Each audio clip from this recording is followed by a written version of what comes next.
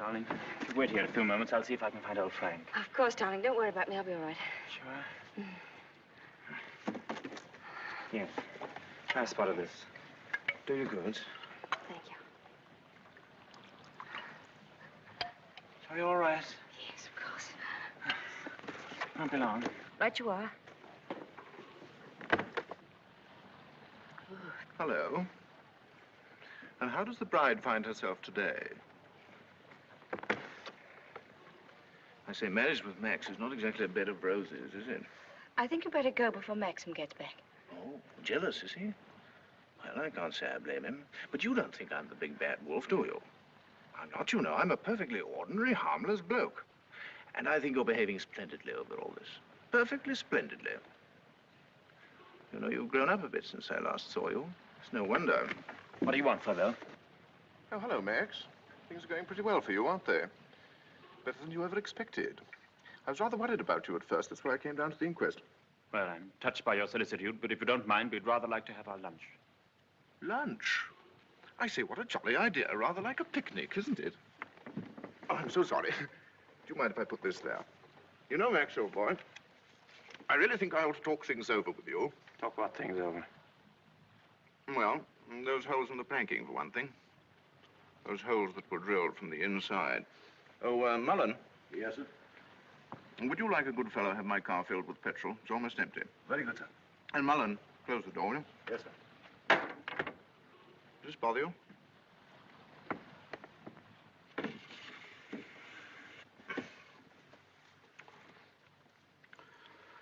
You know, boy, I have a strong feeling that before the day is out, somebody's going to make use of that rather expressive, though somewhat old-fashioned term, foul play.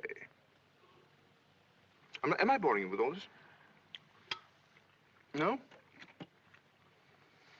Good. Well, you see, Max, I'm finding myself in a rather awkward position.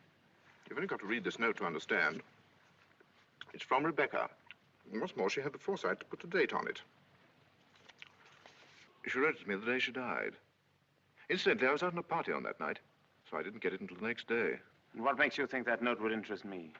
Oh, I'm not going to bother you with the contents now, but I can assure you that it is not the note of a woman who intends to drown herself that same night. By the way, what do you do with old bones? Bury them, eh, what? However, for the time being... You know, Max, I'm getting awfully fed up with my job as a motor car salesman. I don't know if you've ever experienced the feeling of driving an expensive motor car that isn't your own, but it can be very, very exasperating. You know what I mean. You want to own the car yourself. I've often wondered what it'd be like to retire to the country, have a nice little place with a few acres of shooting. I've never figured out what it would cost a year, but I'd like to talk about it with you. I'd like to have your advice on how to live comfortably without hard work. Hello, Flavel. Are you looking for me, Maxim? Yes. Mr. Flavel and I have a little business transaction on hand. I think we had better conduct it over at the inn. They may have a private room there. Well, see you later. Hope this will do, Mr. De Winter. Oh, splendid. Splendid. Exactly like the Ritz.